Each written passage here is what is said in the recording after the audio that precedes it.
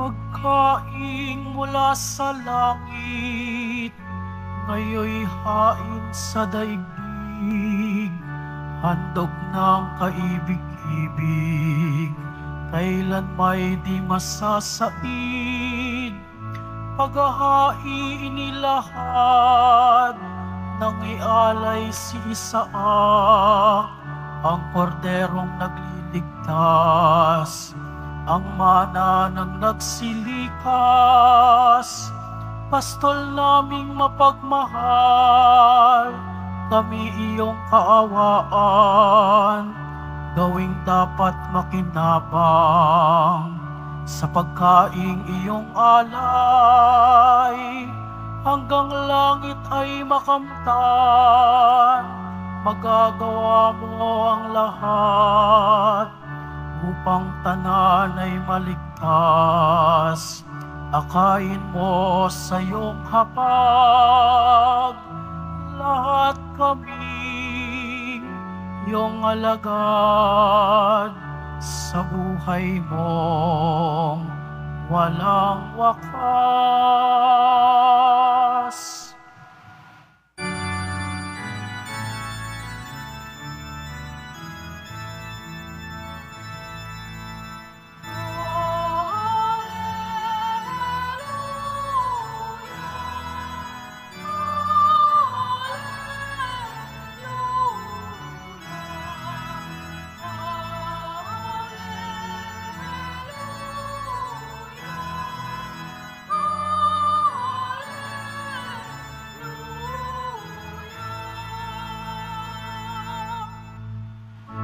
Pagkain dulot ay buhay, si Jesus na buong mahal. Buhay natin siya kailanman.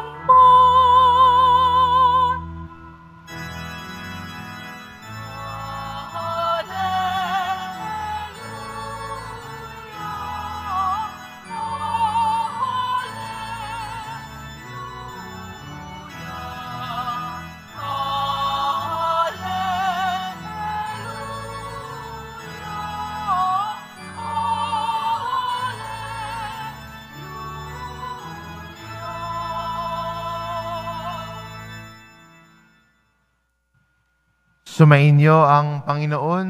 At sumaiyo rin. Ang mabuting balita ng Panginoon ayon kay San Marcos. Papuri sa iyo, Panginoon. Unang araw ng pista ng tinapay na walang lebadura, araw ng pagpatay ng kordero para sa Paskwa. Tinanong si Jesus ng kanyang mga alagad, "Saan po ninyo ibig na ipaghanda namin kayo ng hapunang Pampaskwa?" Inutusan niya ang dalawa sa kanyang mga alagad, "Pumunta kayo sa bayan. May masasalubong kayong isang lalaki na may dalang isang bangang tubig. Sundan ninyo siya sa bahay na kanyang papasukan at sabihin ninyo sa may-ari, ipinapatanong po ng guro kung saang silid sila maaring kumain ng hapunang Pampaskwa, kasalo ng kanyang mga alagad. At ininuro niya sa inyo ang isang malaking silid sa itaas na mayroon ng kagamitan. Doon kayo maghanda para sa atin." Nagtungo sa bayan ang mga alagad at natagpuan nga nila roon ang lahat, gaya ng sinabi niya sa kanila, at inihanda nila ang hapunang Pampaskwa. Samantalang sila'y kumakain, dumampot ng tinapay si Jesus at matapos magpasalamat sa Diyos, ay kanyang pinaghati-hati at ibinigay sa kanyang mga alagad. "Kunin ninyo, ito ang aking katawan," wika niya. Hinawakan niya ang kalis at matapos magpasalamat ay ibinigay sa kanila at uminom silang lahat. Sabi niya, "Ito ang aking dugo ng tipan, ang dugong mabubuhos dahil sa marami. Sinasabi ko sa inyo, Hindi na ako iinom ng alak na mula sa ubas hanggang sa araw na inumin ko ang bagong alak sa kaharian ng Diyos. Umawit sila ng isang imno at pagkatapos nagtungo sa bundok ng mga olibo. Ang mabuting balita ng Panginoon. Pinupuri ka namin, Panginoong Heso Kristo. Magsiupo muna po ang lahat.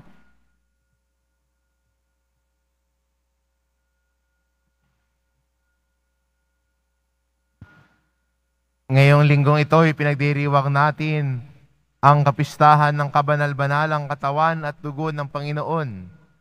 At maganda para sa ating bilang mga Kristiyano, ang katawan at dugo ng Panginoon ay tinatanggap natin tuwing tayo ay nagdiriwang bilang pamayanan ng Eucharistia. Kaya maganda rin para sa atin bilang Kristiyano na bigyang halaga ang Eucharistia sa buhay natin. Sabi nga ang misa at yung Eucharistia, ang pinakamataas na uri ng panalangin. Dito sa Eucharistia, tinatanggap natin ang katawan at dugo ng ating mahal na pong Jesus Nazareno, ang pagkaing nagbibigay buhay. At paganda rin sa ating pagdinilay na makita din natin na sa ating Ebanghelyo, anong ginawa ni Jesus sa tinapay? Kinuha niya, siya'y nagpasalamat, hinati-hati niya, at ibinigay sa kanyang mga alagad. Isa maganda makita rin na ang buhay natin ay tulad din ng Eucharistia. Ang buhay natin bilang Kristiyano ay tulad din ng Eucharistia. Kinuha ni Jesus ang tinapay. At para sa Diyos, tayo ay para sa Kanya. Iniligtas niya tayo sa ating mga kasalanan. Tinubos tayo. Kinuha niya tayo. At saan niya tayo kinuha? Sa kasalanan. Kaya sa kamatayan ni Jesus sa krus, pumasok ang kaligtasan sa mundo para ihahon tayo mula sa kasalanan, para magkaroon ng buhay na walang hanggan. Kinuha niya tayo, Kanya tayo.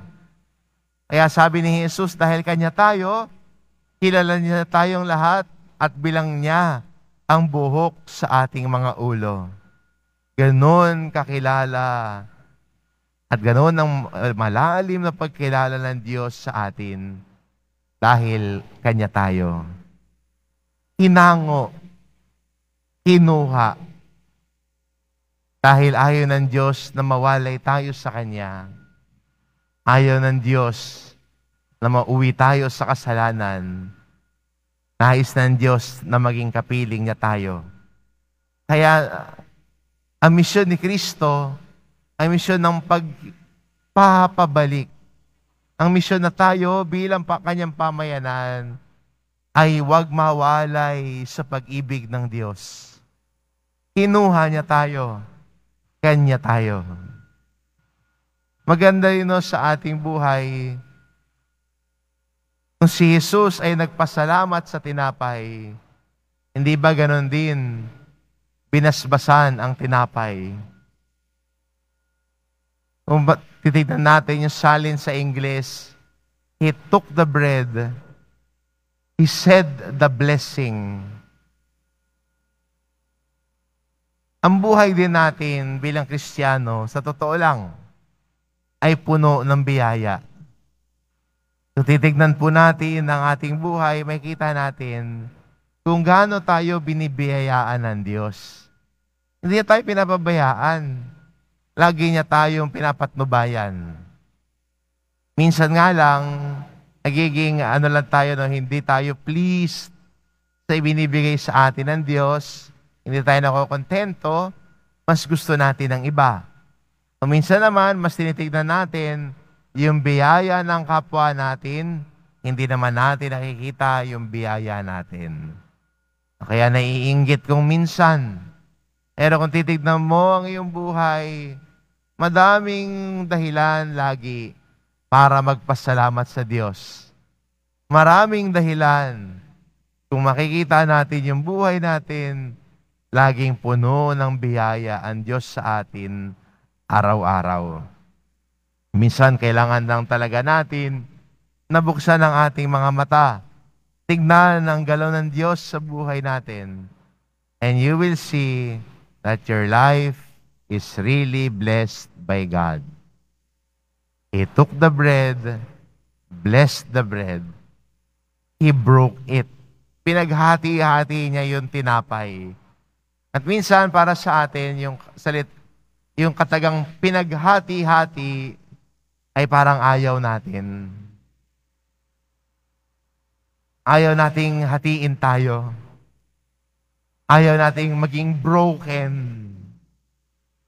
Pero minsan magandang makita that at times God breaks us because of our hardness of heart.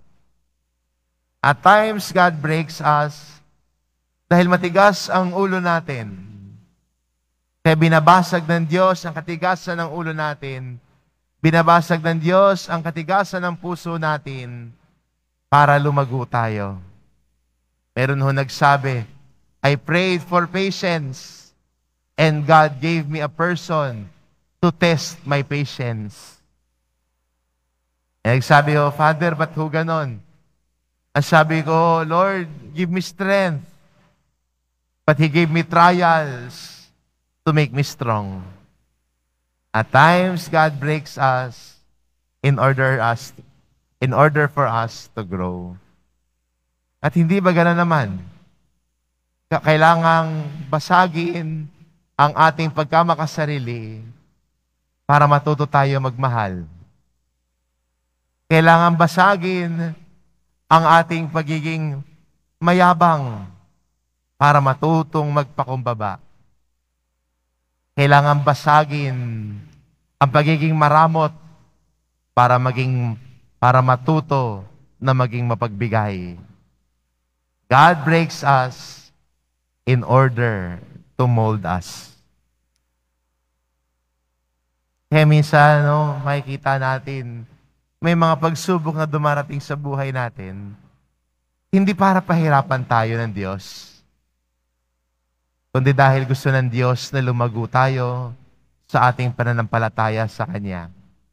Nais ng Diyos na lumago tayo sa ating pagkatao at pakikipagkapwa-tao.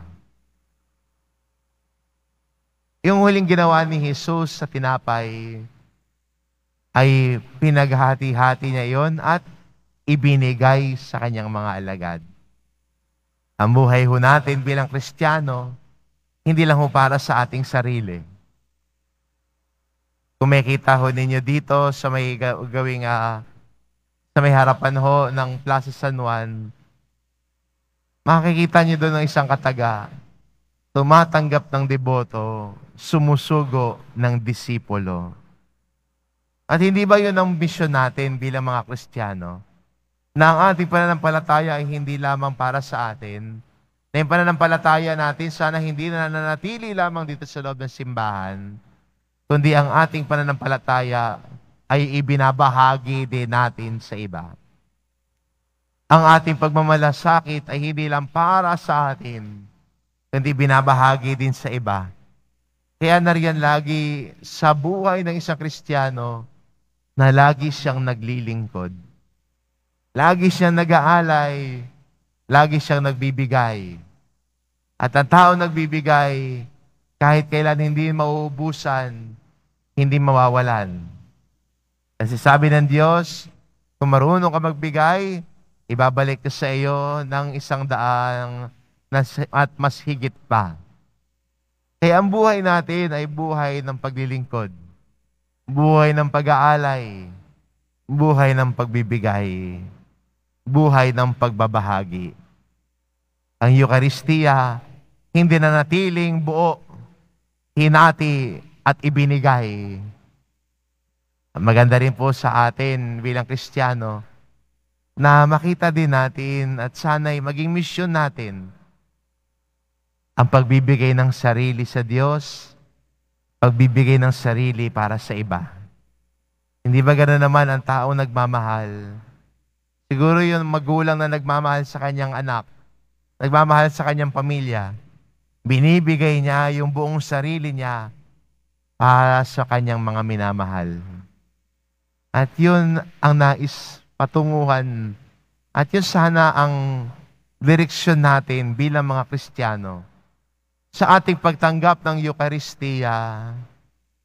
At tatanggapin natin ang Eucharistia ng may respeto at pagmamahal dahil tinatanggap natin si Jesus mismo. Siya mismo ang tinatanggap natin sa anyo ng tinapay.